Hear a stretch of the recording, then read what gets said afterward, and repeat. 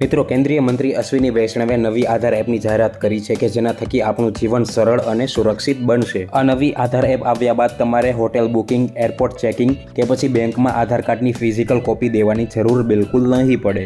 તમારે જ્યારે hotel booking કરવાની હોય, એરપોર્ટ ચેકિંગ કરવાનું હોય કે પછી બેંકમાં જવાનું હોય તો તમારે માત્ર એક QR કોડ સ્કેન કરવાનો રહેશે। તમે QR કોડ સ્કેન કરશો એટલે તમારી ઓળખ અને તમારે પોતાનું ફેસ ઓથેન્ટિકેટ કરવા માટે સેલ્ફી કેમેરાની મદદથી પોતાનો ફોટો લઈ શકો છો, જેથી તમારું ફેસ પણ ઓથેન્ટિકેટ થઈ જશે। આ નવી આધાર એપ આવ્યા બાદ આપણું જીવન ઘણું સરળ થઈ જશે, કારણ કે જ્યારે તમે હોટલ બુકિંગ કરવાની હોય છે અથવા તો એરપોર્ટમાં તમારે આધાર કાર્ડની જરૂર પડે છે ત્યારે તમારે ફિઝિકલ કોપી આપવાની હોતી નથી। તમારે બસ QR કોડ સ્કેન કરી અને ઓથેન્ટિકેશન કરી દેવાનું હોય છે, જેથી 2 થી 5 સેકન્ડમાં તમારું કામ થઈ જશે, જેથી આપણો સમય પણ બચશે। અને મિત્રો, અત્યાર સુધી એવું થતું હતું કે આપણે કોઈ પણ જગ્યાએ પોતાના આધાર કાર્ડની કોપી આપવી પડતી હતી, જે ઘણી વખત રિસ્કી હોઈ શકે। તમે પોતાના આધાર કાર્ડની ઝેરોક્સ આપો છો, જે તમે જે જગ્યાએ આધાર કોપી આપી છે ત્યાં આગળ તે ડેટા સ્ટોર થવાનો છે, મતલબ એ ઝેરોક્સ પોતાની પાસે રાખવાના જ છે।